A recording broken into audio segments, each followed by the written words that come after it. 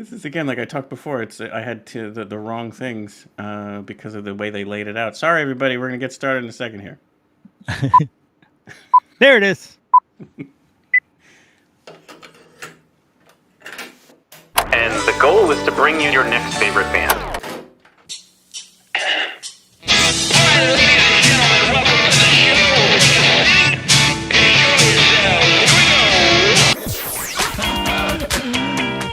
Sweet, that intro is my new favorite band. That's phenomenal. I'm so excited to be on. Yeah.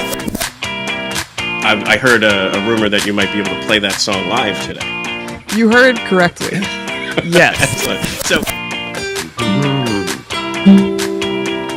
good enough for rapping. I don't know when I rock out here on your next favorite band show. And listen, it's going to be everybody's favorite band. Like Phil, you weren't supposed to make me get all. God Almighty! But this Phil. is why we do it. Like seriously, I gotta gather myself. All right, go ahead. Okay. Welcome to your next favorite band. That's both the show title and our promise to you. We here at Stereophilia Studio are tireless in our pursuit of finding incredible, genre-defiant artists who are either a hot up-and-coming band or a group that has been delivering for years but have flown under the radar. Tonight, we have some knucklehead banter with the host of Yo, That's My Jawn, Nate Runkel.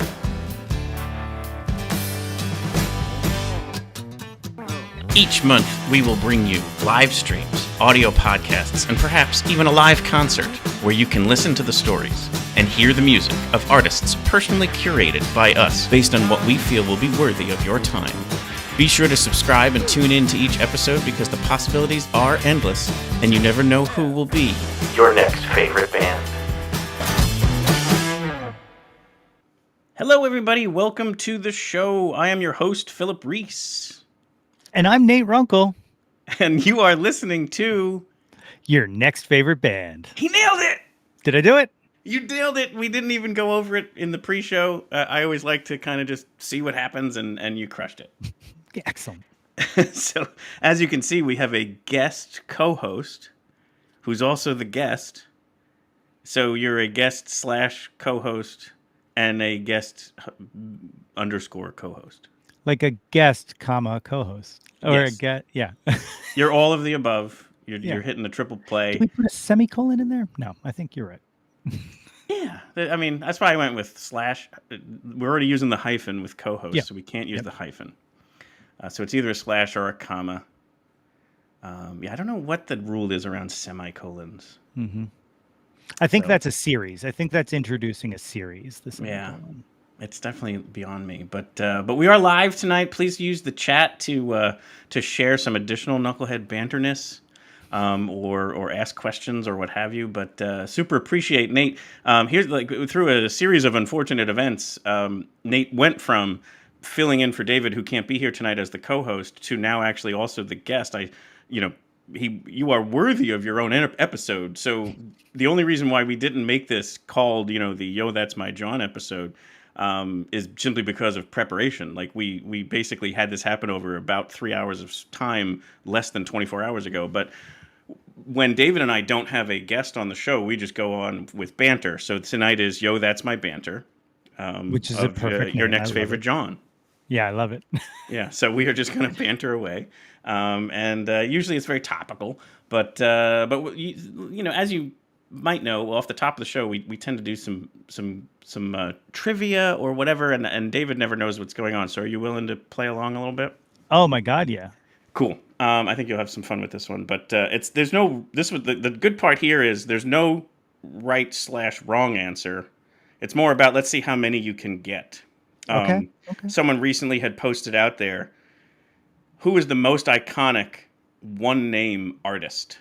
And then, so they were looking for people to kind of like chime in, and they provided a list of 1, 2, 3, 4, 5, 6, 7, 8, 9, 10, 11, 12, 13, 14. So they gave 14 for whatever it's worth. Let's see how many of these 14 would come to mind for you. So, most iconic one name artists. Well, I mean, we got to go Madonna, right? Madonna's definitely on the list for sure. That's a big one. Yep. And they're not in order. She happens to be listed a bit lower. It's not like they're. Oh. This is not like some sort of a verified, triple sourced, listing. It's just purely Sure. ones that came to mind for them as well.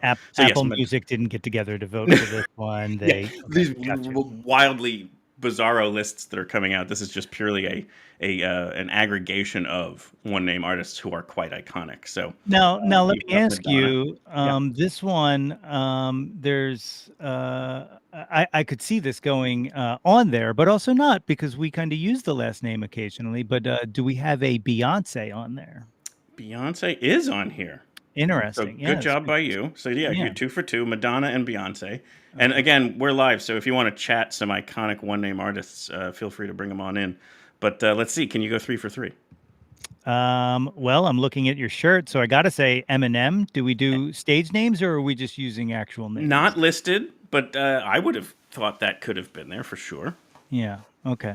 I'm trying to look and see if there are other stage names, or like you said, sometimes you use the second name. I think there's a few others on here, yes. Okay. All right. But there's So, definitely some home run one-name people. I see a good one in the comments there from Marilyn go. Russell. Yeah. Guys, Marilyn Russell's watching. Can I just take a second here, first of all, to say, Go hey, right Marilyn. Second of all, for those who don't know, Marilyn Russell, Philly DJ, who I don't believe is in Philly anymore. I think in Arizona now. But Marilyn, I'm glad you're watching, because I want to tell you something. You are one of the most important people to my show, completely. No lie, honestly, because episode 2, I get this email to my account from Marilyn Russell. And I think it's like one of those form emails you get from a radio station where it's like, hey, here's the thing. It's from the DJ, but it's not. No, it was actually from Marilyn. And she was like, love the name. Keep up the work. You're in Philly? Oh, we're definitely going to have to get together and talk. Yeah. But so Marilyn emailed me and told me to keep going. And I've kept going. It's been 4 years now. And it's all because she believed in me back then. So if anyone doesn't like it, it's Marilyn's fault. That's right. But also, for those of us who love it, we have her to thank. Yeah, seriously, like that meant the world to me in a time when I still had my sea legs. I was still on the training wheels. But she said Prince. So then, yes, Prince is a terrific answer. I would say that would be my pick for most iconic, which is what this message was trying to look for. But anyway, a bunch of other great ones on here as well. Who else are you thinking? What about like Cher? Do we have Cher? Absolutely. Yes. So you've gone 3 for 3. Marilyn 1 for 1. Anyone else? Man. I'm getting confused because this last name thing. Pharrell. Is Pharrell on there? Who would be Pharrell Williams, but also Pharrell? No Pharrell. Colleen has chimed in with Beyonce. That was on the list. So yes, you are accurate. Good job by you. I feel like I'm missing a big one. Like, there are some big ones in here. Oh, we will definitely hang. 100%. That's happening. I owe you a meal or something. So let me bring up the full list here. Okay, yeah, let's see this. And we can kind of have some fun with it. So Adele. Cher, Prince, Beyonce, those 3 were already said. Adele, Rihanna, Shakira, Pink, Usher, Sting, Slash, Aaliyah, Bjork, you said Madonna, and then Sade, which I was thrilled to see made that list too. Yes. And there's others, and this, like I said, is not in any sort of order. They were just trying to like spark people's, the conversation. So I just thought that was kind of a fun one. So thanks for playing along with that. That's great. Yes, and so there was one other thing we wanted to kind of promote off the top, and people do like when we bring in music, so we can bring in some music, but. So we are hosting basically Your Next Favorite Band, and this other organization that started here in the Lehigh Valley is now based in Nashville for like the last 6 years. It's called the Underground Music Collective. So this gentleman, Gerard Longo, went to college here, off of college, worked sort of with Arts Quest, but also had his own thing going on, music blog, music reviews, again, kind of what we all do, shining a light on independent artists, local music scene, all that good stuff. And it started to build some momentum, so he's like, let's try this out. So he took it to Nashville and has continued it there in Music City. So like he's really doing it, and he's doing some really, really cool stuff. So, but he always kept his ties to Bethlehem. And then he had heard over the last few years that this podcast started up. So he said, we had already now known each other, but he just said, hey, why don't we bring the Nashville-style songwriters round to Bethlehem with the local artists and have these local songwriters on display to tell their stories and to kind of share their music. So back in November, we did the first one of it, and it did really well. People really loved it. And then Levitt SteelStacks, so the Levitt Foundation that we talked about earlier this month about, you know, all of this great free music that's out there, they actually booked it as well. So it's called Sounds of the Underground, and Gerard and I kind of curate the list of people. So it was kind of a different lineup back then. It was 8 people who only 2 of them are carryovers. So it's a different lineup, but for 2. But what I have is the recordings of one song each of those people played back then so that you can kind of get a flavor for what you'll experience on Friday. So one of the bands that is dual is one of my absolute favorites. Is this band? If you remember, actually another super collabo we did was the WXPN 885 Songs by Women, and my number 4 pick was Dirty Dollhouse, if you remember. I do.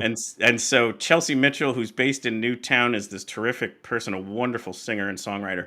And so she was part of our songwriters round back in November, and she played this song called Moonshine. And it's such a wonderful song. And the other flavor you're going to get is the songwriter's storytelling. So here is Chelsea telling her story of the song Moonshine and then performing it. I was hoping that there would be like a pretty obvious theme as the line went down, but it was like messy in Mississippi, angry on a bus, and then losing a friend. This song's about murder, so this You're now my new best friend.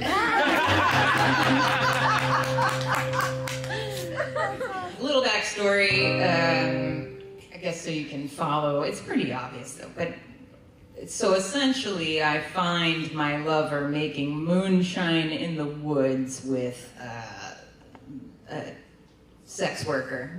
And I murder them both, and then I'm on the run. As it happens. Till as old as time.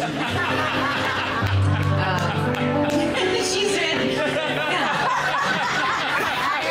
It's in a happy key, right? We have to collaborate at some point. I just don't want to mess anybody's shit up, to be honest. Like, we just get each other. We just get each other. I don't have a bestie bracelet, by the way. Everybody got these nice little orange bracelets. I'm not a bracelet buddy. Okay. Don't cry for me.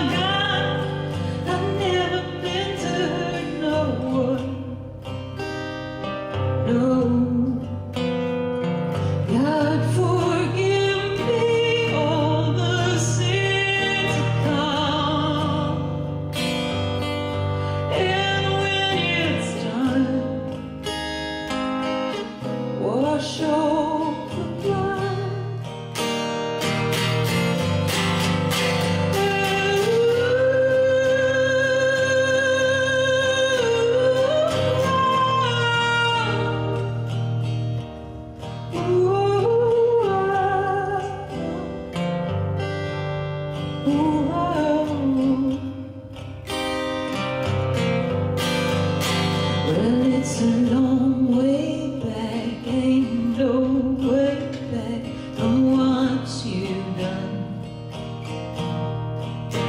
And it's a long way back, ain't no way back from where you come. And it's a long way back, ain't no way back from what you've done. And it's a long way back, ain't no way back.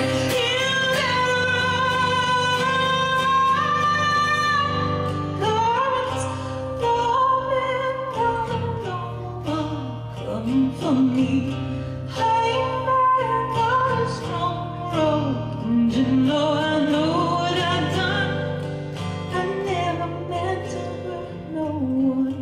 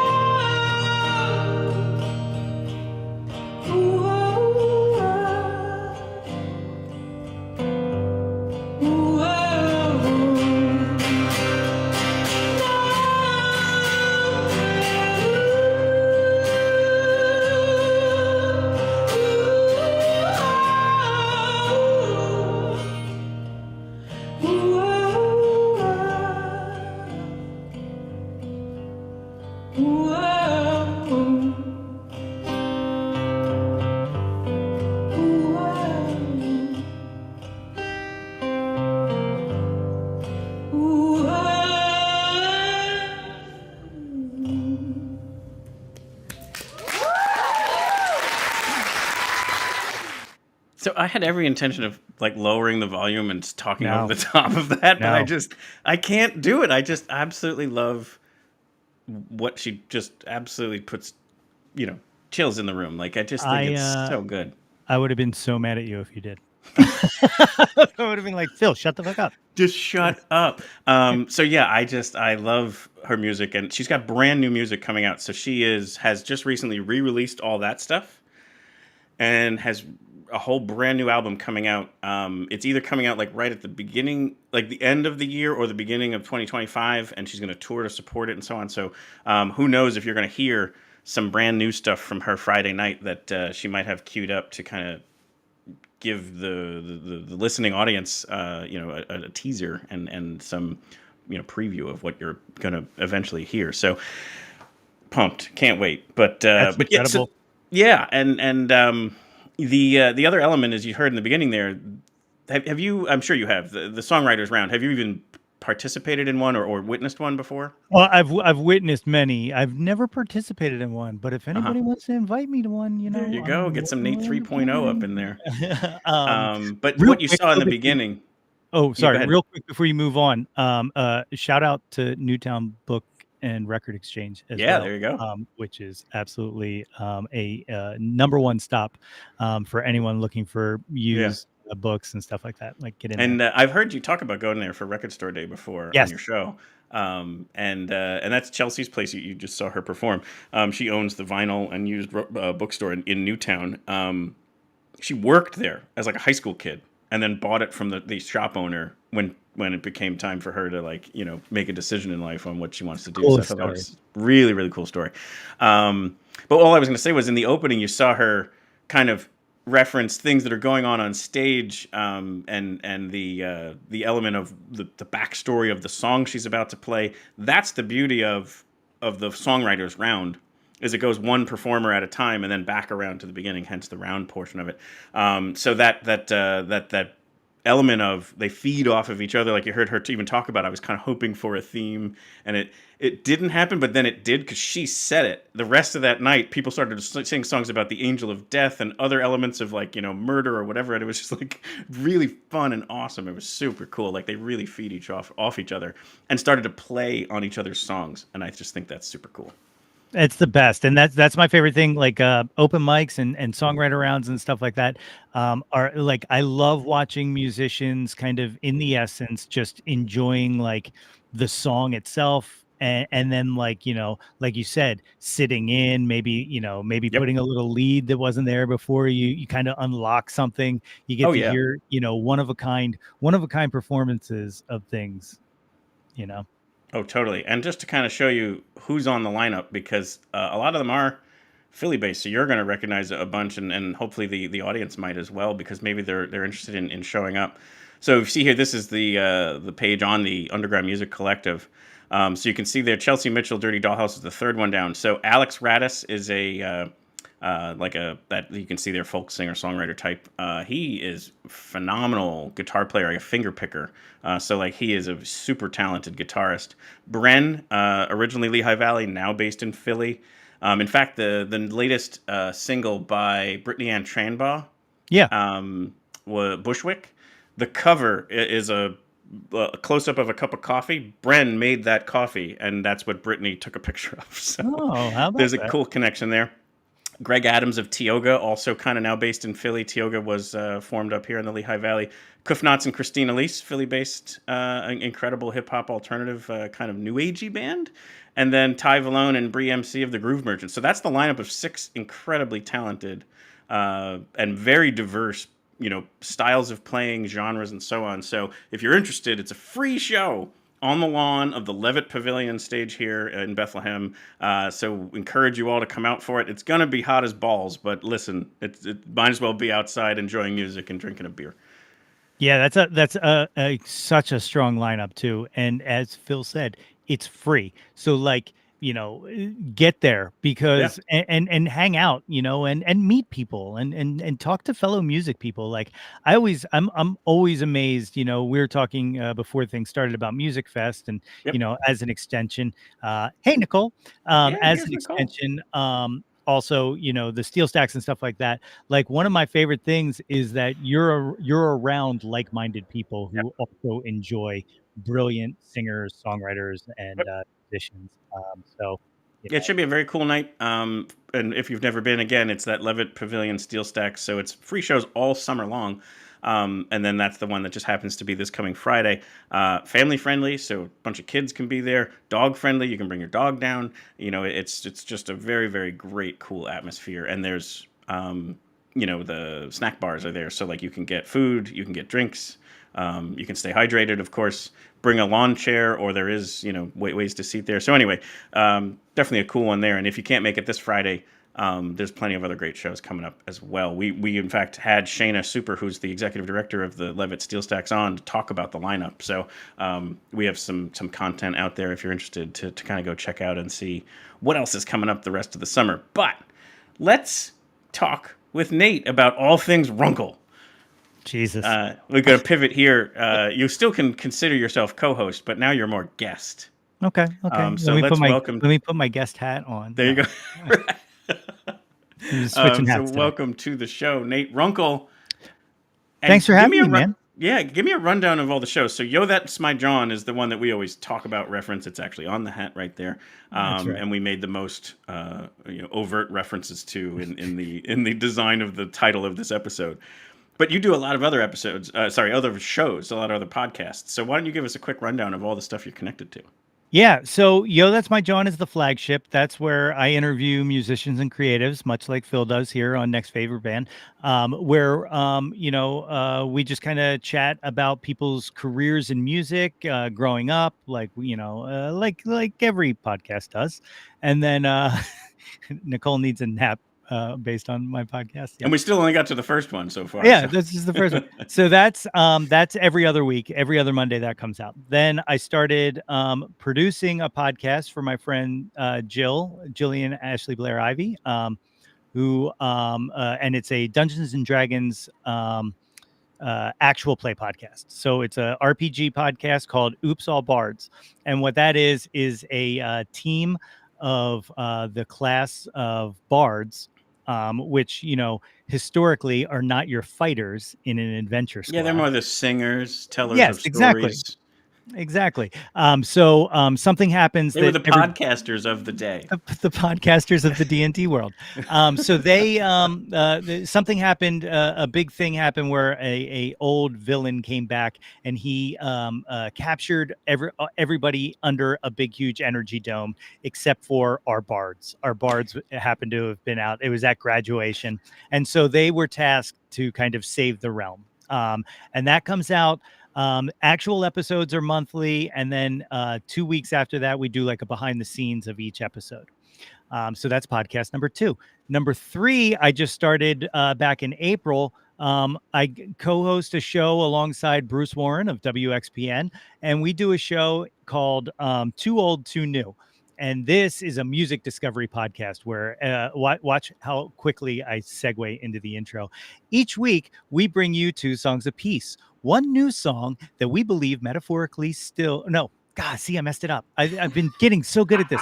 One new song that we believe that metaphorically spins our turntable platters, and one old song that we believe still absolutely matters. It's a play on the whole something old, something new, something borrowed, something blue. Right, something Nate, something Bruce. Exactly. So that's the third podcast. And then I've been hosting Monday nights from 5 to 8. I've been on the radio on Why Not Radio, which is an internet station that kind More of like Why Nate Radio. Why Nate, which kind of grew from the ashes of Y100 and DRE, where, look at me bringing it all the way back, Marilyn Russell used to work. So there we go. There you go. So 2 definite shows that you're like front and center on. One that you produce, and then one that you're a radio show host of. Yes. Super cool, and just like always love the banter and the production value that you bring to your shows. It's inspiring to me. I've borrowed a few elements, if you've noticed, and I just think you do a great job. So that's in addition to just simply being a friend, I admire what you're doing, so I kind of want to shine a light on that as well. Like it's something that I think people should get into, because I do think, again, non-Philly people are going to see the name of that show and go, "What in the world am I even getting into?" It's funny because right everybody like especially like you said, people not from the area, when I'm like emailing press agents and stuff like that for guests and all, I have to explain what we're even what it even is, and not a typo. And I used to like go, it's any person, place, thing, idea. It's a noun. It can be used for anything. But Kevin Allison of the sketch comedy troupe The State, it gave me an intro, and the way he put it best was that Philadelphians use the word Jawn the way the Smurfs use the word Smurf. Right. And exactly. I was like, you just saved me a mouthful, because that's the best way. Perfect. Except for people who are maybe too young to remember what the Smurfs were like, or too old, right? Or too. Right. You've got both of them in the music industry. That's right. But yeah, so I think that is it's a wonderful thing, and what I love about it too is that it's not exclusively music. Like, it's really very music centric, but it can be anything kind of pop culture music adjacent. And you've had some really, really terrific people on the show. Yeah, and I know I'm supposed to be the guest, but I'm going to turn it right back at you. Like, I feel the same exact way about you guys, because like I've told you in text before that you're like my YouTube guru now. So like, you're my guy.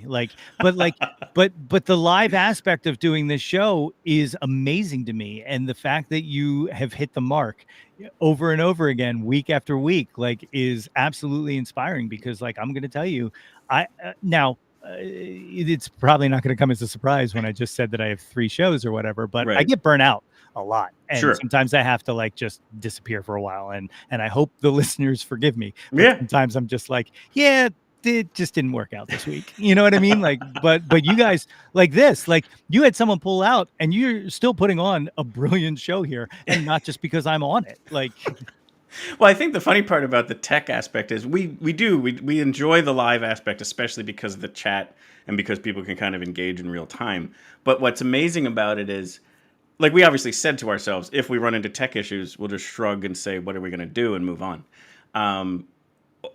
I would say almost all exclusively the moments we had tech issues were pre-recorded episodes. Where we were always going, thank goodness we're doing a pre-record tonight. And other times, we always ask the guest to show up at least 15 minutes early. And the amount of times we troubleshoot something in real time virtually, because David Moore, the co-host of the show, is a more tech-driven person. So he can really help them saying, well, did you check this or did you check that? You want to know what the most common issue is wrong microphone? No. Oh. Browser being either not up to date or Safari for some reason just doesn't play nice. So like it's kind of like Chrome is best, but you also still have to be on the most current edition. Anyway, almost every time we're running into issues with sound, delays, choppy video, it's because the browser is a problem. It's not anything to do with anybody's internet connection or whatever.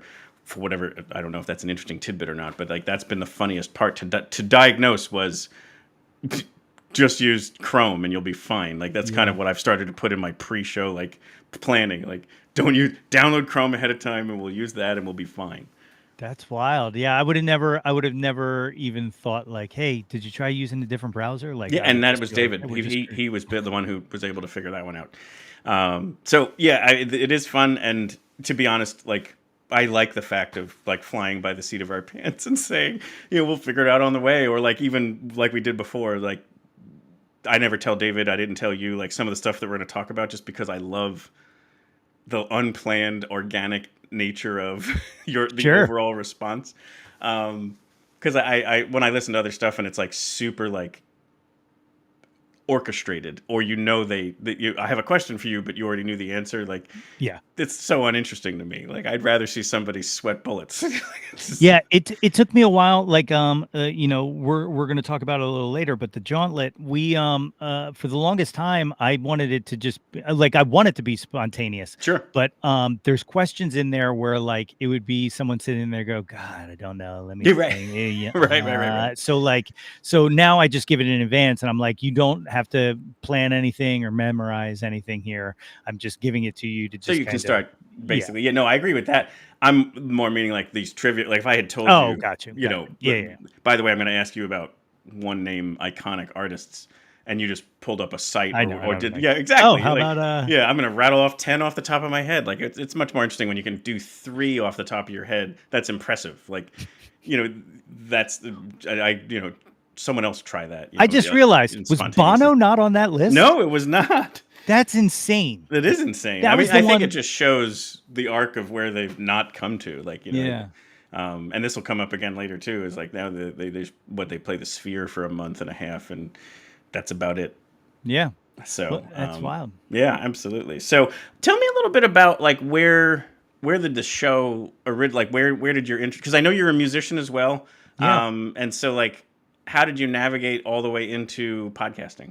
So originally, back in 2011 or 2011, I guess it was, maybe 12. It doesn't matter. Time's over. But it's a flat circle. Back in the before days, yeah. I hosted a pop culture podcast with 2 of my friends, and it was the early days, and that show was called BFF's OMG LOL Good Ass Podcast.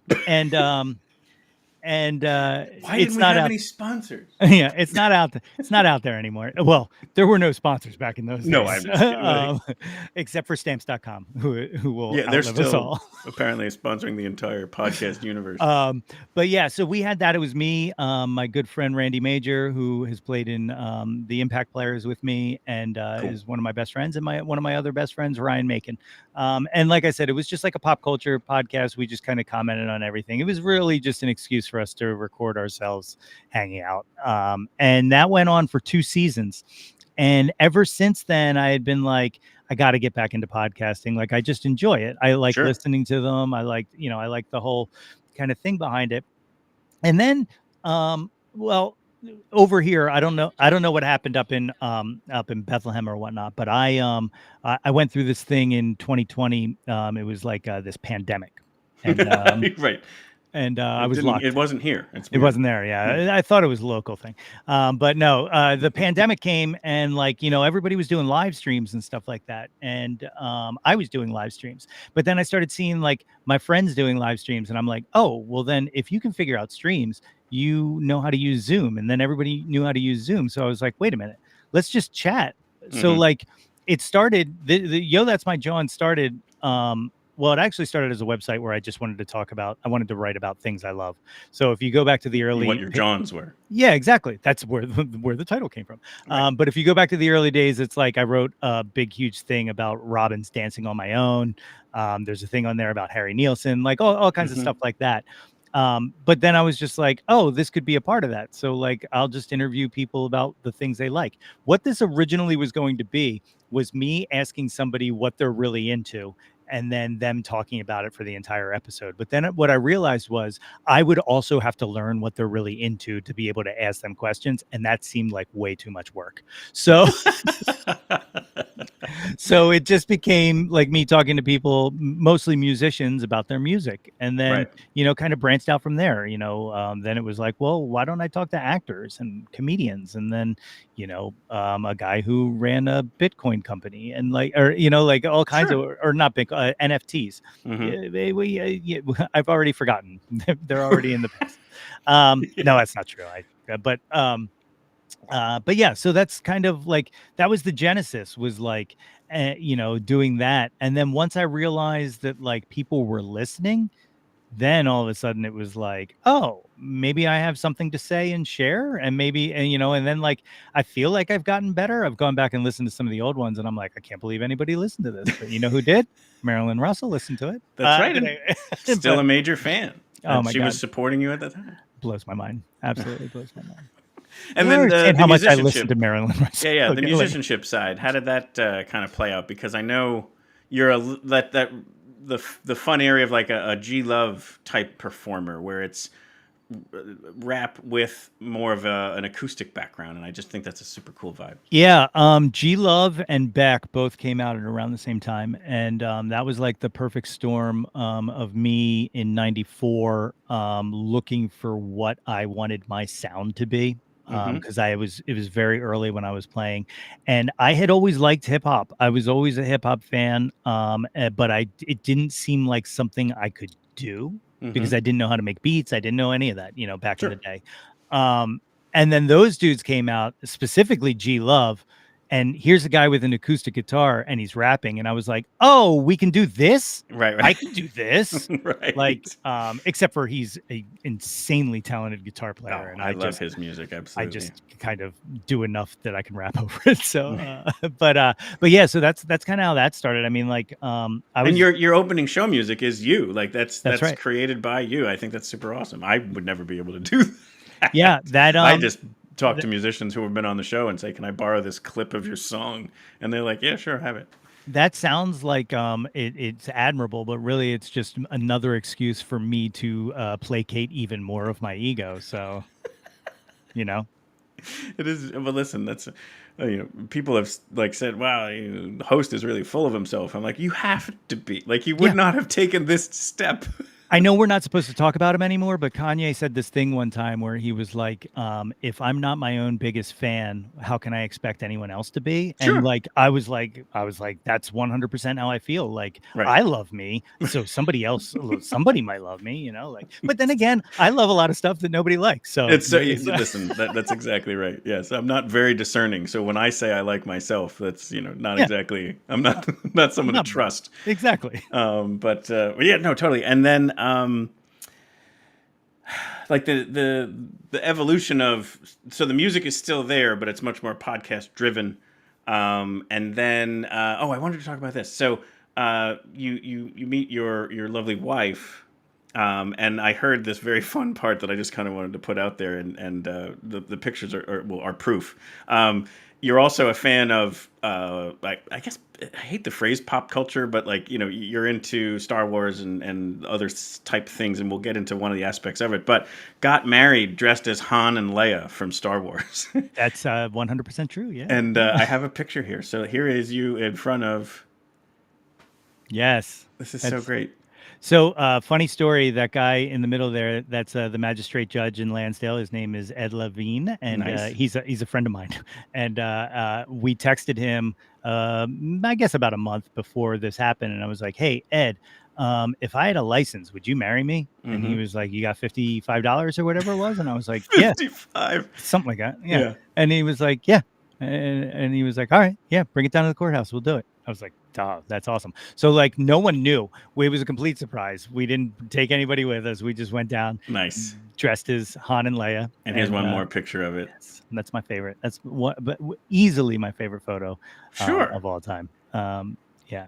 I mean, how cool. I mean, like, find yourself somebody who's willing to dress up or whatever. Like, whatever you're kind of into, be into it together. Like, that's wonderful that you have that kind of bond. Another thing I don't have pictures of, but people can certainly check it out, is the two of you also do a bunch of cosplaying, and you go attend like the different cons and festivals out there and stuff, and it's super fun. It's really, really cool. I even noticed you started doing mashups where you're taking two different characters and putting them together. I think that's a lot of fun too. Yeah, that's because you amazing. must be blowing people's brains. They're like, wait, I think you're this person, but that doesn't. It's anachronistic. We did this one of the first mashups we did. We were at the conventions, and like you know, you would like it was so kind of highbrow nerd mashup reference that like you would see like someone in the distance kind of just like looking, and then when it would click, you would see their face go like oh, and what that one was so we did a mashup of Beast Boy and Raven from the Teen Titans, right, mashed up with Belle and the Beast from Beauty and the Beast. So it was Beauty and the Beast Boy. And yeah, that was like one of my favorite things in the world. There are pictures of that one out there. I wish I had taken it down, but that is super, super incredible. And kudos to you both. You do an amazing job. Like, cosplayers, when they take it seriously, are super fun. Like, I think it's an amazing aspect of, you're not just getting dressed up. Like, it's a whole vibe you're leaning into. Yeah, because it's a culture. You're working for months on that stuff, right? Like we just did. Last year I was old Rex from Rebels, which is Rex was a clone trooper from the prequels. And in Rebels, he's an old man and he's got a bald head and a beard. And I was like, hey, I'm old and I have a great beard.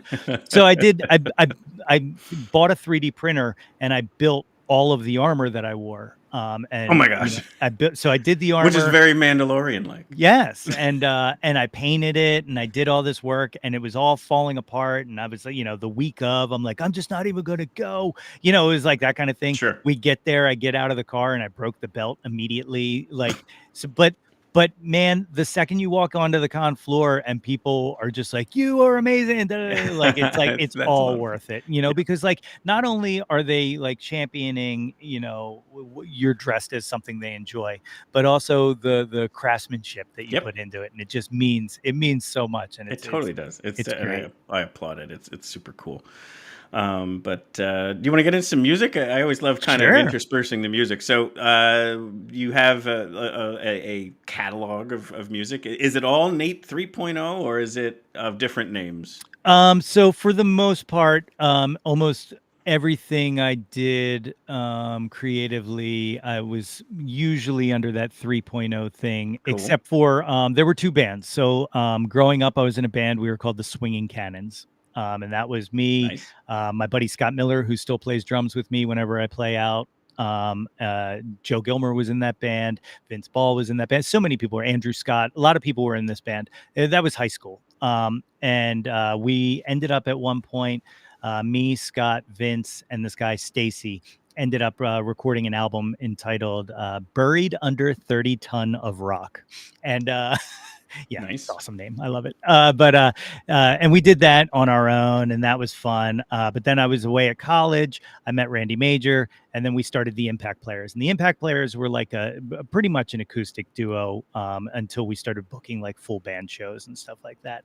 But other than those two things, primarily if you hear music from me, it's Nate 3.0, unless it's super serious, then it may be N. William Runkel. But rarely do we get the wow. We need to talk like this if that happens. Yes, the N. William Runkle. Yeah. Now N. William Runkle will present over the rainbow. But so tell us a little bit more about what you're going to play tonight. I'll come off the screen so you can have some center stage. All right. And I'll let you. You mentioned the G Love type stuff. Let me do a little something like that. Let me. That sounds awesome. Move this. Yeah, get into so I can get a guitar up here. Playing position. And ladies and gentlemen, Nate 3.0. So this is a track in that vein of acoustic hip hop. It's one of my favorite things I ever wrote. It's called BLT, and it goes, as they say, a little something like this. I'll tell you a little bit about writing it, and it was really just I looked to find a premise, and from there is where everything gets birthed. And for some reason, one night, everybody likes a dumb innuendo, and I made this dumb innuendo of, well, I'd like to be the bacon in your BLT. And then I was like, oh, that's a line. I should use that in something. So this is called BLT, based off of that dumb prompt. But it's like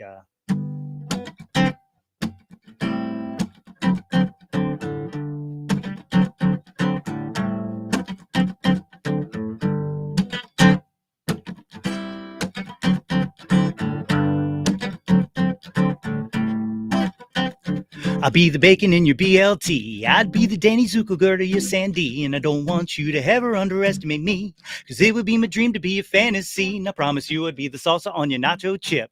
I'd even be your straw if you needed a sip. I'm 32% on the dollar tip, and that's why we should be in this relationship. You had me from the second that you walked right into the room, and now I know that I was a fool to assume that I could never have a chance with a girl like you, because you showed me straight up that wasn't true. Yeah, we hit it off nice, and the sparks, they were flying. Good night thoughts up in my head, and they was multiplying. All the things that I want to experience with you, like the late Heath Ledger said, I just couldn't quit you. Oh no, magic in your smile could pull a rabbit out of a hat, and the way you bit your lip, man, that was that. That's a rap, box me up, yeah, I'm done. Count it down from the 3 to the 2 to the 1, love. Can't believe that it could be that you and me could come together on a level more than physically. Mind is solar in control, and I wanted you to know that I love everything about you from your head to your toes. I'd be the bacon in your BLT. I'd be the Danny Zuckerberg to your Sandy. Don't want you to ever underestimate me, because it would be my dream to be a fantasy. And I promise you would be the salsa on your nacho chip. I'd even be your straw if you needed a sip. I'm 32% on the dollar tip, and that's why we should be in this relationship. It's criminal, the minimal it took for you to get me subliminally critical. How easy you affect me, unbelievable. You raise the limit to the sky and make this everyday Clark Kent think that he could fly. We're 2 peas in a pod, and it's cute just how you compliment me. You make me smile every time that you say that you think that heaven sent me.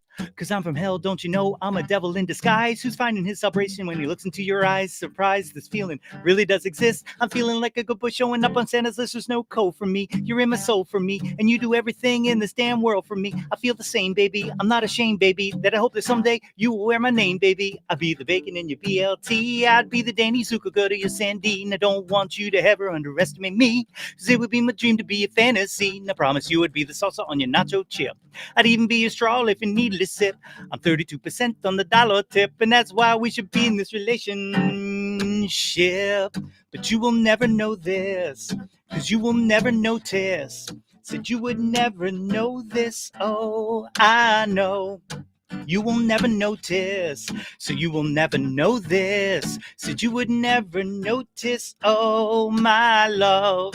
You will never know this, so you will never notice. Said you will never know this, oh I know. You will never notice, so you will never know this. Said you would never notice I'd be the bacon in your BLT. Be the Danny Zuckerberg to your Sandy. And I don't want you to ever underestimate me, cause it would be my dream to be a fantasy. And I promise you would be the salsa on your nacho chip. I'd even be a straw if you needed a sip. I'm a 32% on the dollar tip, and that's why we should be in this relationship. Ship. I'd be the bacon in your BLT. I'd be the Danny Zuckerberg to your Sandy. Don't want you to ever underestimate me, cause it would be my dream to be a fantasy. And I promise you would be the salsa on your nacho chip. I'd even be a straw if you needed a sip. I'm a 32% on a dollar tip, and that's why we should be in this relationship. That's why, oh, that's why, That's why. Oh, I'd be the bacon in your BLT. I'd be the Danny Zuko go to your Sandine. I don't want you to ever underestimate me, because it would be my dream to be your fantasy. Ooh. That's fantastic. Thank you so much for playing that. Ladies and gentlemen, Nate 3.0. Yeah, That's man. super cool. That's the so like that's the kind of stuff I would do. Like, now, mind you, that's like probably back in the day one of the cleanest songs that I wrote because like here's the deal, and I own this, all right? I was a bit of a provocateur back in my music days, and Sure. I used to write songs that I knew would catch people off guard once they heard like the lyrics, and it would be like, wait a minute, what did he just say? And then like and then I would push it like 32 times past that. It took me a while to kind of grow up and realize, hey, why don't you just write a good song instead of trying to shock people? And then that was one of the first good songs that I wrote. Excellent. Well, thank you for sharing, and people need to, appreciate that aspect of the Nate 3.0 experience. Yeah, it's weird, like that was something I wanted to do forever, which was make music. And then like I got out of it, not got out of it, but like, I kind of backburnered it a bit.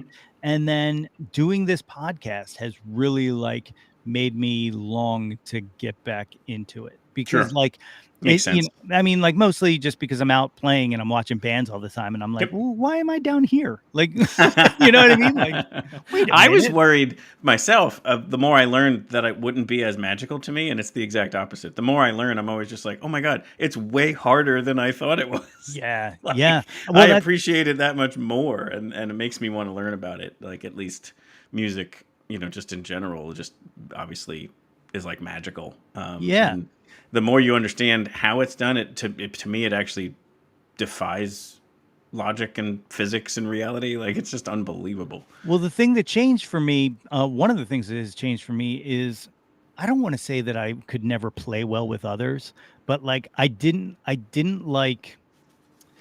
know that I truly appreciated back in the day the spirit of collaboration. I was kind of like, well, this is the song I wrote, and just here's the part you want to play, like do something on it. Whereas now, like the concept of like working with other people, I think that's why like I get so excited when me and Dan get together and do stuff, because like working on my own is fine. I like, don't get me wrong, I still prefer that, because that's just, it's in my nature. I have a bit of a control freak. It's not even a control freak. I like just being the master of my own destiny. Of course. That's really what it comes down to. Ice cream man going by, if you can't hear me. And it's always when I'm recording, never when I'm not. But anyway, but now like that kind of that nature of like, I've now met so many people in this community and stuff like that, not just podcasting, but music and other creative sort of things. Now I'm just like, hey, I know all these people who can do all of these things that I can't do. So why would I do something bad when I could get somebody good to do what, you know what I mean? So absolutely. But yeah, super cool. And then this is normally the point in the show where, when it's, yo, that's my Jawn, that you head into the Jawntlet. Yes. And so tell us a little bit about how you created this, what it is for the show, and then we're going to dive in. I'm going to give my thoughts on it, which I shared it in like the show notes already, where it's like, I'm going to overanalyze this, I'm going to ruin it, and then I'm ultimately going to play by my own rules anyway. So that was why I was like, let me do this not on your show. If I ever was on there, I'll play much more nice. Let me do this here in my sandbox so that I don't embarrass myself within the format that you've created. So anyway. Work the kinks out. I get it. It's like it's a prelim. I get it. No, exactly. Yeah. So the Jawntlet, I wanted something that was specific to the show. And I was torn between these concepts of the one-hit wonders, which are it's only a name in section only, which was pitting people up against each other. So we'll get into it, but like it opens with Billy Joel versus Elton John. Sure, it wasn't always this way. Like at one point, it was David Lee Roth versus the Sammy Hagar. All right. But then every single person picked David Lee Roth and nobody picked Sammy Hagar. And then I started to feel bad. So I had to remove that. Another one that used to be in here Sammy. Exactly. Another one that used to be in here that is no longer in here was Biggie versus Tupac. All right. And most of the people I talked to don't really listen to either of them. So like they would just be like, I don't know. They're not exactly coming out with well, that also, yeah. Right. But so I feel kind of there's one that I have to get rid of, one or two in here that I have to get rid of. I'm still kind of working on what the replacements will be. Let me bring them up here. So Yeah. This is so it is like you said the one hit wonders is just like one versus another, and you pick which one you think is the better one, and then there's the top 10 countdown, which is more specific to the guest. Yeah, and if you want to lean a little to the right or whatever, like. Or left. I can't remember with the mirror. Yeah. There it is. So the top 10 countdown was essentially kind of part of, remember when I said the original idea of the show was going to be me just asking somebody what their favorite thing was and talking about that. This is kind of what that turned into. Sure. And then, so I came up with these 10. I originally had, before launch, I never even asked this one. I had some other questions in here that I took out because one of the things that I wanted this project to be is positive. And the reason I say that is because I am not a positive person. Oh, okay. And a lot of times I can go off on rants and hyper focus on being super negative about things, right? Sure. So I wanted to do something that forced me to only talk about the things we love. So like there were things in here, like I had one that was like, name something you think is completely overrated. But then I started thinking about it and I'm like, in the spirit of what I want this to be, that's kind of mean. You know what I mean? Like, especially because what if someone names something that like I'm a person I'm trying to get on the show? Then what am I going to do? You know what I mean? Like that's so true. You know, but, so like you said, kind of better to spin positive. So you do have the one on here that the underappreciated Jawn, right? And that's what it became. Flip of that, yeah. Yeah, it's the flip of it. I do love and that. the other one was that I took out that wasn't mean or anything, and it fit, but it was so like I don't know that everyone has one, whereas I have 500 of them, which was name a music take that you are the only person believes. Oh yeah, and that's definitely one you would need some time to. You would have out. to think about it, right? Yeah. Yeah. Whereas I'm like, just one? You want just one? Right. I got a lot. Yeah, I'm going to stay away from that one as well. But yes, so this is what it became. It became the Jawntlet, and it's how we kind of close everything. And I enjoy it because like it's one of those things where it's like, oh, that's a really cool idea because now you have some element that's a through line in every one of your interviews. Yes. And you do it towards the end. So it's like one of these things where you're looking forward to it, that you're like, oh, I wonder what this person, having listened to their backstory and them kind of banter through some convo, all of a sudden now you're like, oh, now I'm almost curious what they're going to say. Because if you've listened to multiple episodes, you have this like tacit catalog of like, wow, so-and-so said this and someone said that. And then now what's this person going to say? So I really like that aspect of the show. One time I tried doing a top 10 countdown volume 1 where I just took the first 10 episodes and I picked my favorite answer for each one. Oh, and neat. I did like a grade. No, that was a lot of work, Phil. That's done. That was the first time and last time we did that. That was dumb, Philip. Yeah, no, I actually can see that, but I still think it's a fun idea. It was for someone else to put together. Right. Yes. Yeah. I'm going to, let me say, how do we get interns in this? When ChatGPT can figure that out, then that'll come back. But yeah, if you don't mind, I'm going to give my kind of rundown of this. And here's my take on the one hit wonders is one thing I find I start getting angry at the people when they pick because in my opinion, but then it becomes the beautiful part about this is to me, there's an obvious answer, but obviously everyone would say that. However, what I really think it is the splitting hairs of two famous sports people who are both in the Hall of Fame, and you're trying to pick which one was the better one. But to me, it's like there's one that's very obviously in like a top 3 category of excellence, and then the other one's more like, yeah, I made the Hall of Fame. Or top 10 or whatever. Anyway, but that's also like someone else is going to dispute me on every single one of those. However, like here's my example. Tom Brady and Dan Marino. Like they're both great, but to me it's pretty obvious which one is better, but that doesn't mean somebody isn't going to come along and be like, I still love Dan Marino much more than I Tom was Brady. just going to say, which one, Phil? Well, I'm one just won kidding. 7 championships. No, the I other know, one- I yeah. know. Like, I don't like to admit it, but I get it. But that's the thing, I think, is the point is like sometimes the people hate the one because of the success. And it's like, no, I liked this niche that this person played Yeah. and just threw a beautiful deep ball. And that's what I liked about the game. So that's my favorite. But again, to me, so I'll run this down. And then this is what's funny is some people are going to be like, wait, I can't believe that's the one you think is the top 3 all-time, Hall of Famer. But Real to me, quick, it's real quick before you jump into that, shout out to Tim who's in the chat there. Tim is one of a few members of the Jawn Scouts. nice. And he actually has a Jawn Scout what do you call them, diploma. Very so, cool. yeah. Well, at the Sorry. end, we'll definitely talk about how people can join that elusive club. Yes. But so I'll just run down it quick. So to me, it's Elton John, Debbie Harry, Aretha Franklin. I'm going to skip the next one. Stevie Nicks, Beatles, and Stairway to Heaven. To me, the opposite is like again. And I think Stairway to Heaven and Bohemian Rhapsody is like the perfect example of. I think more people pick Bohemian Rhapsody. It's a little hard to argue though that Stairway to Heaven isn't the better song, but Bohemian Rhapsody is the one where it's like. It's so much more fun to sing along to and to be a part of. So like it's a different element to songwriting. But I don't know. It's just one of those things where it's like funny the one you skipped, okay? And the reason why that is funny to me is because I have told people this in the past, and I never tell them in advance what one it is. But I always say there are no wrong answers to any of these except for one, and I will judge you. And you just skipped it. So Phil. Nirvana or Pearl Jam? So what I think the right answer historically is Nirvana, but I personally would pick Pearl Jam. So I'm against my own but opinion about things on that one alone. You chose correctly.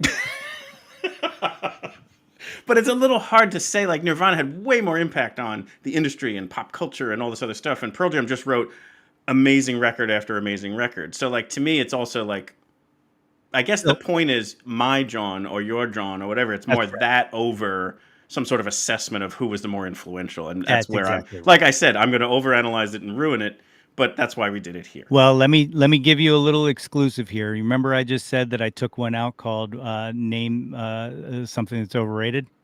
My answer to that is Nirvana. Yeah. That's why I took it out. Yeah, and that's the interesting part is you never know where that would have landed. Like, are they considered the way they are because of his death? Yes, and that elevated the brand to a different type of celebrity, to use a bad word, but like that's what happens with people who kind of have that happen to them, and they're frozen in time as this icon of who they were in that exact moment, and who knows where that would have gone if that didn't happen. Right. That's exactly right. Yeah. So anyway, that was my take on this whole thing. I love it. I love listening to it, and I love having the emotional reaction to other people. And I'm glad I chose right. Can I just tell you my favorite time asking anybody any of these questions was I recently got to talk to Paul Myers, who is a music journalist, musician, and he also just happens to be the older brother of Mike Myers of Wayne's World fame. Oh, that's awesome. And so before I asked the final of the One Hit Wonders, I said, Paul, I have a feeling that this question exists because of you. And then he was like, yeah, both of those references in Wayne's World were taken from my life. Oh my gosh, and I was that's like, amazing. So I literally got to ask the person for who that question was generated. And what was his or maybe we should just point people to the episode and go. I will tell you to point to the episode, but I'll also tell you because I don't believe in spoilers. There's no such thing as spoilers. The beauty is in the conversation. But he first of all told me he hated me, and then he said well, it's Bohemian Rhapsody, and then he was like, wait, or is it he's like, now it might be Stairway, and I don't even remember what he ended up on, but he kept going back and forth. That's great. I think that probably proves the point as well. Do you want to guide me through? I want to guide. I would love to. Okay. All right. So the top 10 countdown, as you know, and but in case there's anybody out there who doesn't know, we use Jawn to be whatever you want it to be. So in this, it doesn't have to be music; it can be anything. So the first one always starts with, "What was your first Jawn? What was the first thing you were obsessed with as a kid?" So, and you're gonna especially appreciate this one, but it was Spider-Man. Really? Yeah, it was Spider-Man to such a level that I picked we were I'll never forget this. Like we were renovating the second floor of the house I grew up in. My brothers were significantly older than me, but anyway, we were like everyone could pick the paint colors and the rug in their rooms. And of course, I think I was probably 6 or 7, but I remember going to the store and trying to pick like red and black. So that it would match all of the posters and stuff. Like I just had basically a giant Spider-Man lair by the end of that. So yeah, it was definitely Spider-Man.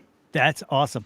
Yeah, that was like Spider-Man and His Amazing Friends in the early 80s was like a seminal classic. Totally. I remember coming home from school and going right to that. I think it was 3:30 was whatever the time it was coming on. And that's the one where the famous like meme of the 3 Spider-Men, like that's that show. Like that's what we were watching and as it was being original. And so like you said, seminal memories of that being, just the coolest thing ever. Yeah. The second one, what's your current Jawn? What are you into right now? Gosh. I mean, it's really the show, I guess. I mean, that's such a kind of cheesy answer, but it's like I'm really loving the process of seeking out the music, reaching out to the bands, meeting them after a show, setting up the interview, getting to know them. And then like one of my favorite elements is finding that one nugget that has them go, wait, where did you find that? Yes. Like I love those moments. Like that's really one thing that I really loved finding and never really knowing which one it's going to be, but it's amazing when you get them to say, wow, you really did your research. No one's asked me that question before. How did you find that? And I just the internet is kind kind of undefeated. I was going to say, yeah, I'm like, I got Google. Like exactly. Yep. I'll tell you along those lines. You know what my favorite thing is, and this is going to sound a little sappy and stuff like that, but along that line, one of my favorite things about the show is watching former guests succeed. Yeah. Like I just feel so warm when I watch like some of the successes of some of our friends and some of our former guests and stuff like that. And it feels amazing to just be like, see, I knew they were great. Like it's awesome. That is cool. Number 3, what was your first concert? What was the first live show you showed? So like I said, my brothers were older than me by like 10 years. And so I got them, I had the access of them going to shows and being able to tag along because my parents were like not realizing what actually goes on at shows. And I grew up on Long Island, so some of them were like, near New York City or Jones Beach or whatever. So I had some early life exposures to some interesting stuff. But the first one I ever went to was I wanted to see Weird Al Yankovic. Yes. And he opened for Huey Lewis and the News. And so that was my very first show. That's a fantastic first show. Yeah, that was pretty great, and no one was there for the opener for Weird Al. So we walked all the way down, and I got to watch him perform from like the 10th row. And then as they were done, and Huey Lewis was going to come on, that place was sold out. So we had to go back to our regular seats. But I also got to I learned that little nuance of, hey, if no one's really there, you can kind of talk to the guard and they might let you through if you say you're a fan or whatever. So they were able to leverage the fact that I was this little kid who really wanted to kind of see the show. So that was fun. It was just learning how to just maneuver your way around a concert. You mentioned my wife and I cosplaying 2 years ago. We did for Halloween. I was Weird Al and she was Madonna. And Weird Al shared our photo and named it one of his top couples costumes. Oh, that's awesome! And it was like I'm just like you. I was obsessed with Weird Al. As a matter of fact, my early songwriting was all song parodies, and I've found that that's very common with people our age. Sure, absolutely. But yeah. Weird Al was a big inspiration to me, and for that to happen, I didn't even know about it. Someone sent it to us and was like, "Hey, did you see Weird Al shared your photo?" And I was like, "How did Weird Al get my photo?" Right. But he, I guess, does that every year. Is looks at all of the costumes of people dressed as him. And that's fantastic! What a cool guy. The best. Mm-hmm. Number 4, what was your last concert? What was the last live show you saw? It was probably last night? Because you're crazy like me. Well, yeah, no, that is true. But this also kind of helps for the show. We did our very first ever Your Next Favorite Band Presents concert last Sunday, June 9th. And we had Shug Daniels and Roy and the Secret People as part of our...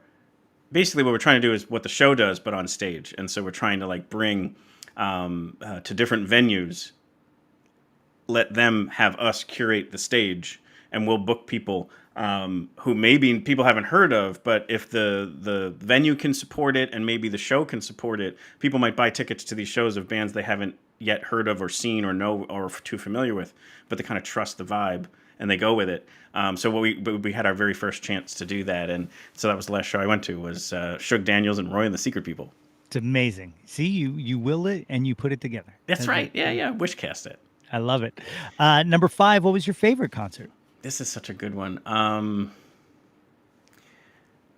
I would say the one that I really like. So I now love and have for a long time, people who know me, the dive bar, $5 to $10 cover band you've never heard of, and just walking in there and just checking it out. That's more what I prefer now. And then when that becomes somebody who like just blows your mind, and it's only 50 people in the room, I love that. But if we're talking here more about like tangible stuff, that's like, I still remember Stone Temple Pilots off of the Purple album. We're talking 1995-ish. Just like put on a display of just rock and roll excellence. And in the middle of it, the lights like came on and they had couches on stage and did like a 4-song acoustic set. Because if you remember, like they did Plush back then, like, acoustic. And then right back into the rock concert and stuff, and just played everything just so perfectly and so well. And he was a great front man, super tortured individual. But that was probably the one I still kind of harken back to as being like something that, again, it was like a turning point for me where I was just like, yes, more of that. Like, yeah. I was probably, 19, 20 years old. And I was just like, that was amazing. So that's probably... from a formative and holy shit moment, that's the one I would probably pick. Fantastic answer. Mm-hmm. Number 6, who have you never seen live that you wish you would have? They can be living or dead. Yeah. So this was when I hear this one, I'm always just like, oh, see, my answer is so. The show that I super regret is I was in college and we talked about going to and just talked ourselves out of the 40-minute drive it would have been because in college you're just an idiot. Helmet opening up for Faith No More. Oh my goodness. And Faith No More, it was right when King for a Day, Fool for a Lifetime was out, which is like one of my favorite albums of all time. And so we didn't go see it, and then we didn't see either one of them ever again. Now I had seen Faith No More previously, but like off of the Epic song and like that. So like it was pre who they became, like the peak of their powers. So it's not, the answer isn't somebody I never saw, but I didn't see them when I wanted to see them. No, so great answer. I like that spin, actually. Yeah. I just saw yesterday, and I didn't even know anything existed from it. Footage of a super early Faith No More show when Courtney Love was still the front person. And it just blew my mind that it even exists. You can find it on YouTube. Wow. But it's amazing, absolutely amazing. Yeah. Number 7, name an unappreciated Jawn, something you wish had more shine to it. So that one, I think the answer is the opening band. I think a lot of people buy tickets to a show and go have dinner and drinks and show up closer to where they doors at this and show at this, and then they wait a little bit longer. Go see the opener. I like, there's so much, they tend to be on the rise. They are super pumped for the opportunity. And they're usually curated to be in connection with the band that you're paid to go see for the most part. So go see that band. They're probably killer and you're going to love them. So like, don't not go see the opener ever. I'm going to sound like the hipster douche that I try to not be at times, but I will always say that 9 times out of 10, if I go to a show, I'm usually going to see the opener. Like, I am too. That definitely has now become the case. Yeah. I typically, not typically, I should say, I'm often buying tickets for the opener. The only thing that stinks about that is sometimes they're only playing for like 30 minutes. I know, right? And it's like, I just did that, and now I'm glad I did it because now I don't have the regret. Screaming Females was opening down in Richmond, Virginia. And so I drove 6 hours to go see them play for 30 minutes, and now they're not even a band anymore. Yeah. So yes, I'm with you on that one. I'll be a hipster douche as well. Yeah. Join the club, my friend.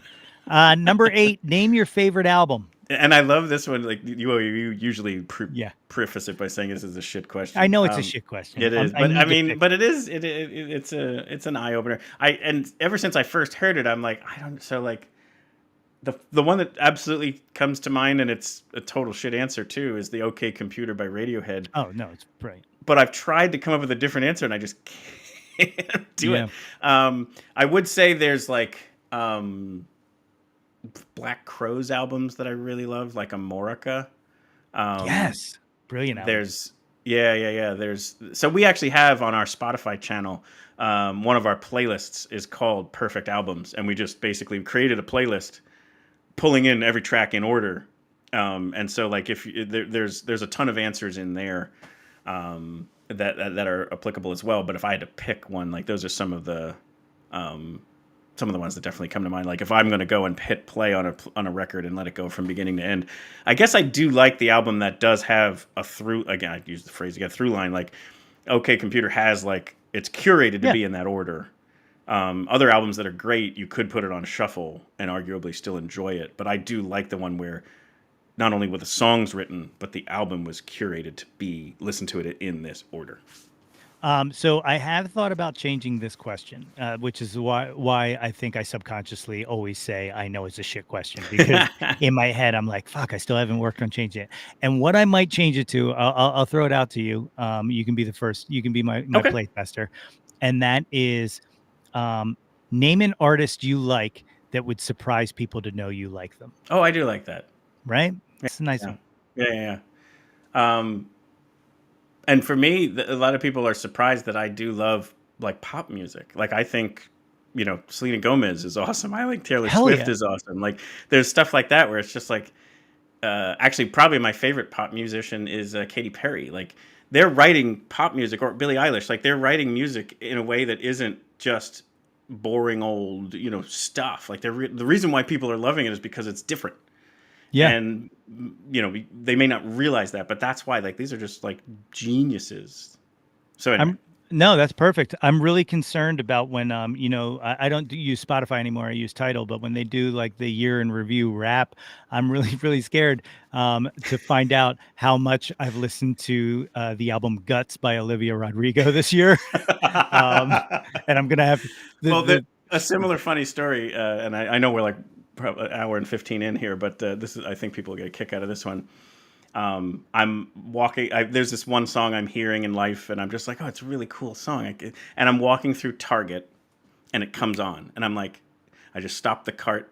I'm totally by myself in the center of Target, and I open up Shazam, and it's "Bad Liar" by Selena Gomez. And I just went, no, because it was like unbelievable that like here I am, some like late 40s white dude, and I'm in the middle of Target Shazamming Selena Gomez. But I embraced it. I'm like, listen, this song kicks ass, and I'm gonna put it on my playlist and F it. Like I'm just gonna lean right into it. I think it's a great song. I used to cover that song. Number 9, name an artist whose output you'll consume anything they put out. So this is a wildly lengthy list because again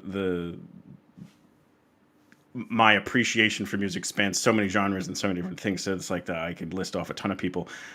What I'll answer it is this way: is the band that I'm the most a fan of through the discovery of this show, like who is like my next favorite band, having done this now for 2 years, who I found through the show and brought on and now love their music, is Carver Commodore. They're a rock band out of Alabama. They came on and probably let's mention both bands. So both bands that I invited back to come on my 100th episode was Carver Commodore and Blair Crimmins and the Hookers. Carver Commodore is almost all of the opening show music, and Blair Crimmins is our closing show music. So that even answers it right there too, is that not only am I loving the consumption of everything they do, but it's actually also in the fabric of the show. Yeah, that's fantastic. Yeah. And you sent me that Blair Crimmins video with the Muppets in it, and I was a fan the second I hit play. Absolutely. I mean, his music's amazing. Carver's amazing. Couldn't be more different. One is 1920s Dixieland jazz, and the other one is basically alt rock. That's very modern, but would consume absolutely anything they put out. Absolutely. The 10th and final question of the top 10 countdown. What is your favorite Jawn of all time? Again, can be anything you want it to be. Yeah. I always wanted to come up with a very simple answer, like number 2 pencils. But in reality, so again, it's going to stay connected to the music. And I talk about this story a lot on the show. But one of the reasons why I seek out live music so much is this moment where it feels like time stops, like when a musician is performing, and it happens in theater and ballet too. It's like very time. It's an art. Art has a way of capturing the attention of literally everyone in the room, even the people who didn't want to pay attention, and owns them for a brief moment in time, and then it's gone. Like it's one of these things where you can't. There's no formula for it. There's no way to anticipate it. But when it happens, it's the coolest thing.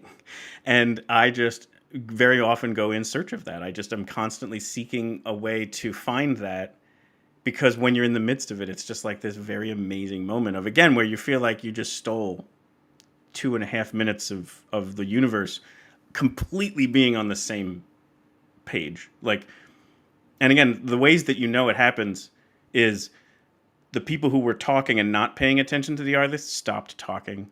The person who was coughing all night stopped coughing. Don't know how that happens, but still, everything just completely gets in tune, and everyone's paying attention to the artist. And again, could be a musician, could be a theatrical performance, could be a ballet, or even a speaker. But there are people who can just own it. And again, no matter how much they try, and it might be the same song in the same venue, and it doesn't happen on night 2 that it did happen on night 1, or vice versa. It's a beautiful, beautiful thing, and I am always in awe of it every time it happens. That's the magic. That is the pure magic. I 100% agree with that. That's just that's perfection. That's everything we look for, man. That's exactly right. So I had one Jawntlet question.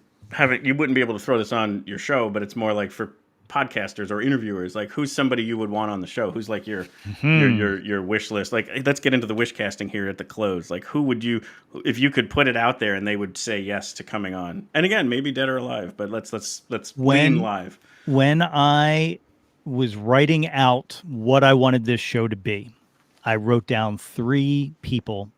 First, I wrote down all these people I knew, people I kind of knew, and I kind of wrote them in tiers. Mm-hmm. And then it all led up to 3 people who I called awesome. the Holy Trinity. Is where this is leading. Go ahead, go. One of them was G Love, okay. Who then came on my show, and then I was like, well, now anything is possible. Right. Because I never imagined. I'm with you. Exactly. And never would imagine every once in a while, if you follow G Love on the socials, you'll see him wearing a Yo That's My Jawn hat, and it makes me want to throw up. It literally makes me want to throw up. I'm just it's amazing.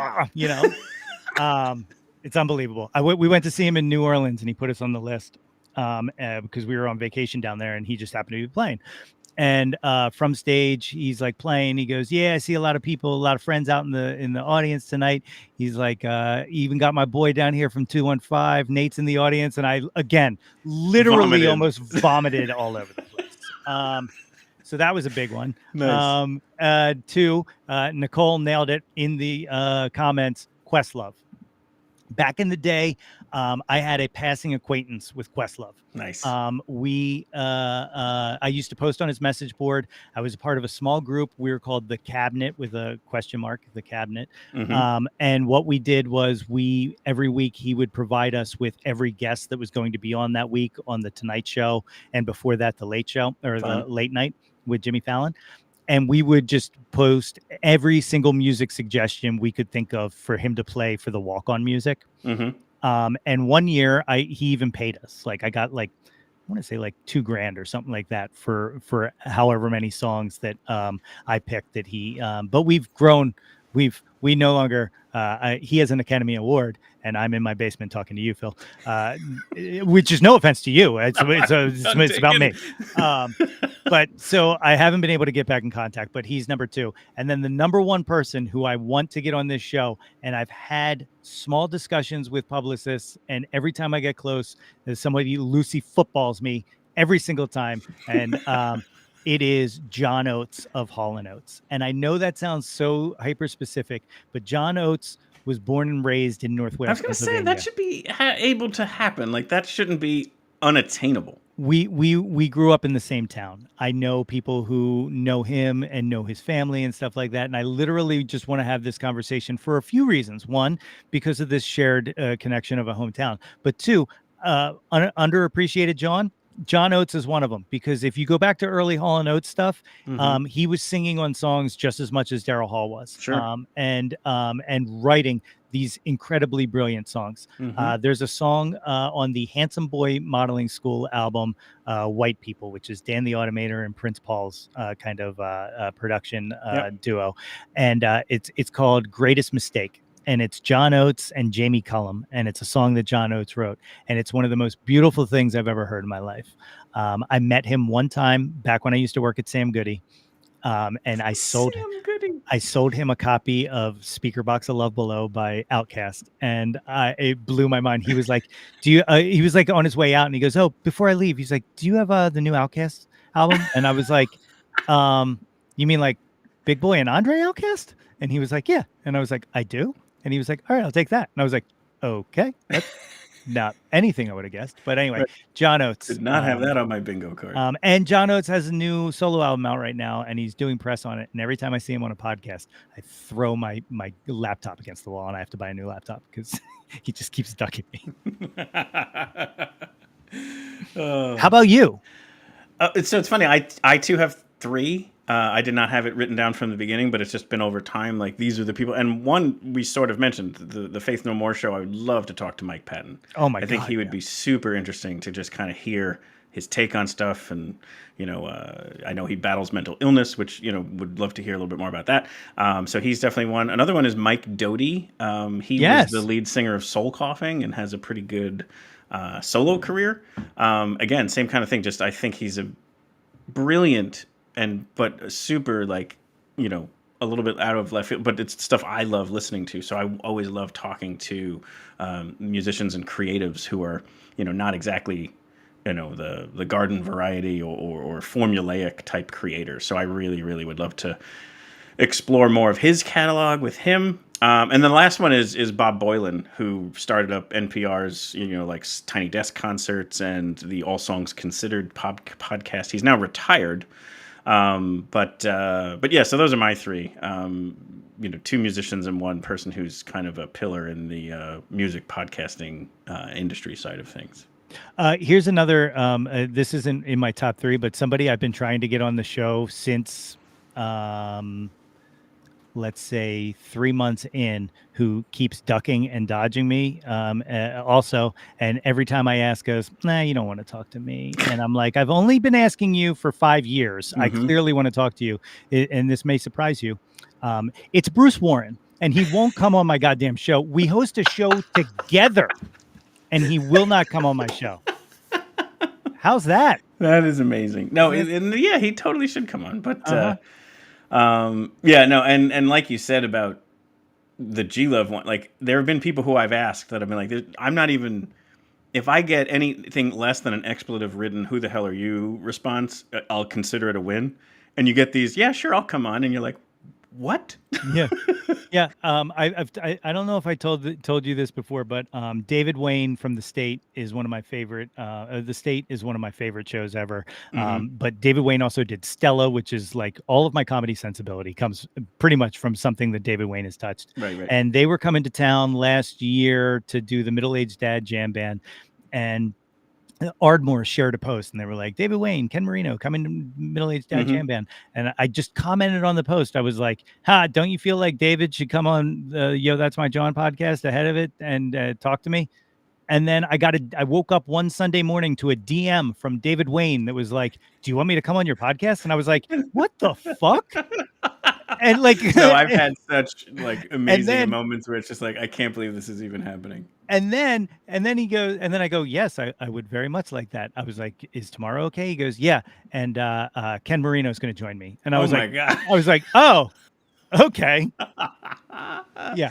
So, yeah, well, just you got to just put that energy out there. I mean, like, I agree. If there's anything to say from it, like with regardless of what you're doing, like just send the message, just ask the question. The worst thing that can happen is you get no response, or actually no response, and that doesn't hurt anybody. So like, do you have any good rejections? I have one brilliant rejection that I thought about framing. I almost love it more than some of the yeses I've got. So I had one. I don't like sharing the names, but there was somebody I asked, and they would like, well, they'd have to respectfully decline, which I responded to. Well, at least it was respectful. Yeah. So I just had some fun with it, but yeah, I'm going to name a name because this was the nicest, one of the nicest emails I've ever received in my life, and it was I tried to get Sylvester Stallone on the show when he was promoting the re-release of Rocky IV. And they wrote back and they were like, apologies, Sylvester's done doing press on this, so we're gonna have to pass it this time, but we'll keep your name. It was something like, we'll keep your name on file, and then it was like, please keep up all of the stuff you're doing. We're really proud of your successes, or something like that. And I was like, my God, like Jesus. I was like, I'll take that. Yeah, that's fantastic. Yeah. I mean, for the most part, it's been either a radio silence, or the other one I'll get is, they're not on cycle. Reach back out when they release an album. Yeah. But then that tends to fall in place. Like that's not even like a no. That it doesn't. It feels a little bit like convenient. But then when you follow up, they actually schedule. So it's always just like, I guess this works. My favorite thing is like when they're like, yeah, maybe we can set something up. Can you send us your numbers? And I'm like, don't worry about it. We're good. Right. Yeah, no, that one always baffles me. I'm like, either you're interested or you're not. Like, who cares about it? But whatever. Yeah. But yeah, so what can we promote for your show? There's one thing I want to make sure we touch on, but we obviously have the 4 shows, one radio show, 3 podcasts, but anything in particular you wanted to highlight of what's coming up? So coming up, this is kind of the marriage of Yo, That's My Jawn and Too Old, Too New. One of the things that has been very weird is that doing this show with Bruce is putting eyes on the show that don't normally know who I am or anything like that, right? And so 2 or 3 weeks ago, no, it was last week, my new pick was a song by this artist, Paige Stark. She was in a band called Takashi Miyake, I think is the name of it. But she put out this EP 2 weeks ago that's absolutely beautiful, and she does this cover of a Harry Nilsson song that absolutely slayed me. John Bryan's all over it, and so like I've been trying, like ever since I heard that cover when I got the press release back in April, I have been waiting for it to come out just so I could talk about it and put it on the show. And so I posted it, and she commented on it and was like, "Hey, I just watched the show. Tell Pam, who's the press agent." She was like, "Tell Pam I'll come on the show. Set it up." So I'm talking to Paige Stark tomorrow, just because of this dumb show, and I cannot wait to have that conversation because she is just really interesting. She's not just a singer-songwriter, but also a director, and I'm really looking forward to that. And that'll be out, and if things go well, 2 weeks, and if they don't go well, I don't know what'll be out 3 or 2 4. weeks. Yeah. But no, that's very cool. And the other thing I wanted to definitely have people check out is so there is a podcast out there called Risk with an exclamation point. And it's kind of like The Moth, where people come on and talk about just stories. And they'll curate them together and so on. But Nate was on there. You had said it was like a year or 2 ago, sharing this touching and funny. It starts out funny, but has a lot of very sweet and poignant moments. I ended up not wanting to talk about it here because you should just go listen to, because not only is it obviously fair to that show, but also you did a beautiful job basically setting up the story. Like you obviously put a lot of effort into how it paced and when to reveal certain elements of it. But what I'll just share is like, so this is the teaser, is in essence, you go and do a 23andMe test to confirm whether or not one of your parents was actually your parent. And that's where we'll leave it, because the story is very sweet and very touching and hard at times. You're very vulnerable about some of the aspects of it. And I just think it's a great listen, and it's a different side of Nate Runkel. And is a very, the other thing about that is it's happened to a lot of people. Like, you've had people reach out to you to say, yeah, I was keeping this to myself, but thank you for being public about that, because it happened to me too. And that's something that I think that the most mind-blowing aspect of this show is the element of community and the element of not feeling alone, that people have connected to various different things, whether it was mental health or substance abuse or, elements of just simply but being a human. It is just a vulnerable and painful experience. And it's a whole lot easier when you can identify and connect with other people who went through it too. So I think that's something that people should check out. Yeah, so the craziness of that is, not only did I perform that about, I guess you could say, capital T trauma in my life. Sure. But not just that, but I performed it live on stage in New York City at a comedy club. Mm-hmm. And so definitely the most eyes that have ever been on any kind of performance of mine that I can think of, the experience was so amazing, and it is not lost on me that I consider it my greatest professional achievement. Sure. And personal achievement, like not just professional. But it is not lost on me that my greatest professional achievement was when I was the most raw and the most myself I have ever been in my life. Yep. Ever. Period. Yep. And stop. Not even just like from a performance level or anything. Just completely, like, there's people who didn't know what I was about to talk about, like some of my best friends. Sure. And, that came out and they were just like, wow.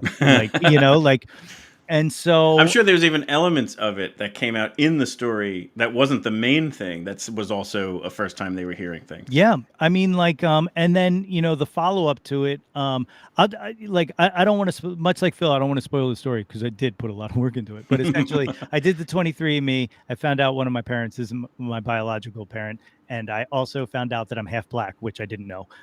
And so, but both of my parents are dead, so there was no one to have that conversation with, Sure. Hey, now that I'm an adult, let's sit down and talk about this. Plus, there's a whole thing. Just go listen to the story. Just go listen to it. Yeah. But we'll link to it in the show notes. But let's also we'll post about it directly, to say this is what we were talking about. Yeah. In case you're interested to check that out. It's really, really well done. So afterwards, I had family members reach out to me that were like, "What do you want to know?" Stuff like that. Oh, interesting. Yeah. So I got more answers. It was almost like not, I don't even want to say a confessional, but it was just clearing the air to be able to have a tough conversation that I've avoided my entire life. And yeah, man, it was something beautiful. And then I guess it went so well because they invited me back to test out a new format that they just did recently, which is more like conversational storytelling, where I just kind of sat down with Kevin Allison, also from the state, and told a story about breaking into an animal research center when I was in high school, which is just it's just a zany story, and so amazing. It feels great to be able to have shared something deeply personal and something deeply hilarious. So, but yes, definitely check out Risk, because the stuff they do and the team they have over there, man, they know what they're doing. They're professionals, and they create such a safe space for people to not just share stories, but to listen to stories and engage with stories. Like you said, things that people normally don't want to talk about. So Right. Yeah. Well, Nate, this was such a joy, such a pleasure, just having some banter together and digging into your story and allowing me to over dissect the Jawntlet. But yes, and we're definitely going to set up you coming on, because I'm now that I've been in your hot seat, you must be in mine. Excellent. Well, I look forward to that, and thank you so much, and can't wait to hear all the episodes coming out this summer. Yeah, same, man, same. You have anybody good on the horizons? So yeah, we have Velvet Rouge next week. Greg Silver in July. There's some kind of highlight shows in July, just because August is just an absolute fire hose of Music Fest content. Yeah. So then the other one is the July 30th is our Music Fest Exordium, which is the preview show where we really go all in on must-see bands and live music, and we bring on just all sorts of really cool guests, and then the whole week of Music Fest we're live streaming as well. So that's why July is a little bit of a take a nap here and there. That's awesome. Both Gina and Greg are both incredible people. You're going to have a great time with them. Yes, absolutely. All right, Phil, let's say goodbye to everybody.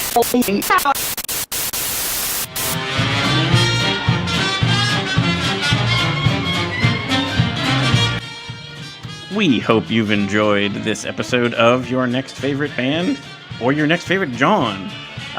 We'd like to sincerely thank Nate Runkel of your Yo, That's My Jawn, and Oops, All Bards, and Too Old, Too New, and the Why Not Radio spot. But definitely check out what he's got going on. A lot of great content and music and discovery, and just a great storyteller, as you've been hearing on the show here today. So thank you to that. We'll put links in all the show notes so that you can kind of check that out pretty easily. Give him a follow on the socials, and definitely enjoy all of that.